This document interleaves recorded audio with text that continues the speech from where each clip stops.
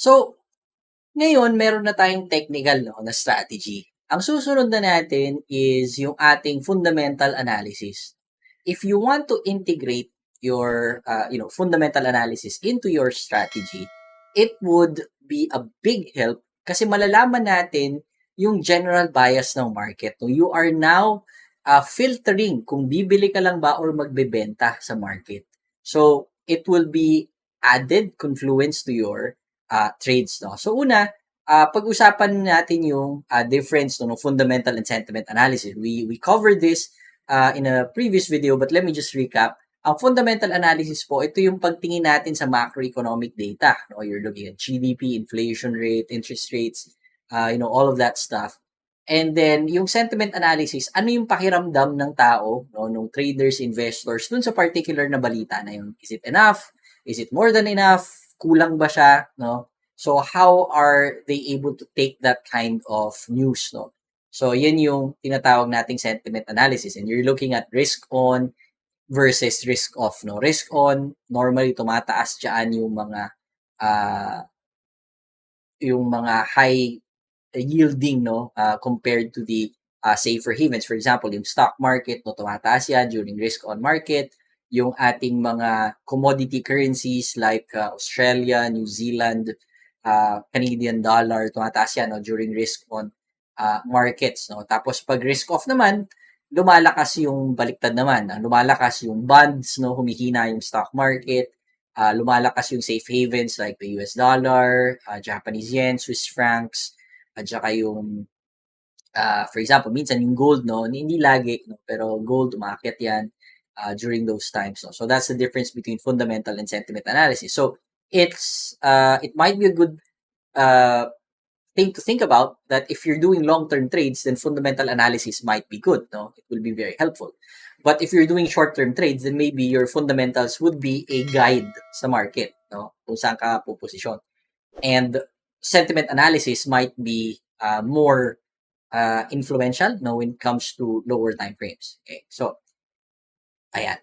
Ngayon, ang magandang fokusan with fundamental analysis is how would that particular news affect yung supply ng pera. Kasi yan ang pwede nating fokusan. Tandaan natin, yung value ng pera, it is derived from the supply and demand of money as well as the stability of the issuing government. So, magandang silipin yung supply ng pera kasi yung chunk ng decisions on that comes from the central bank. Kasi sila yung namamahala sa supply ng pera.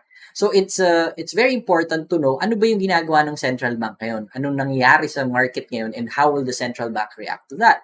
So you're looking at central bank monetary policies and the tools na pwede nilang gamitin to manipulate yung supply ng pera. So you're looking at interest rates, tataas ba sila ng interest rates or magbababa. Tandaan natin, pag nagtaas ng interest rate, nililimitahan yan yung supply ng pera. Pag nagbaba ng interest rate, pinapaluwag niyan yung supply ng pera. So during the pandemic, notice that the interest rates were all put down. Binaba talaga yan para makatulong sa pag-recover ng economy. But when the economy has already recovered, tumataas yung inflation niya, tumataas din yung growth, kailangan they have to do something about that.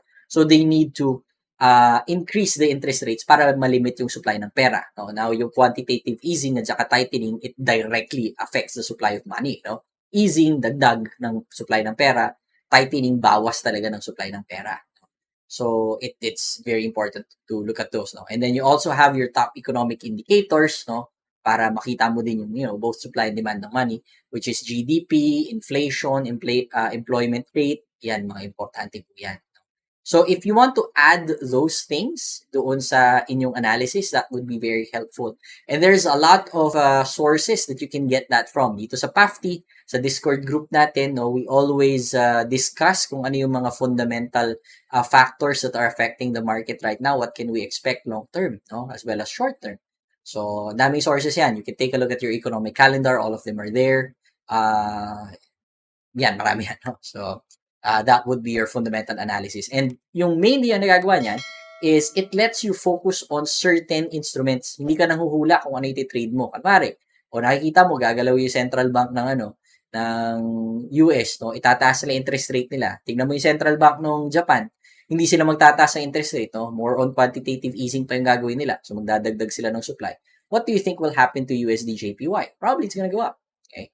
So, yun yung isang example no, nung paggamit natin ng fundamental analysis. And then, since gusto mong bilhin yung USD JPY, saka papasok yung technicals mo. Hindi ka bibili just because in-announce yung central bank yun. Meron pa rin tayong proper entries and exits sa market with your technicals. Alright?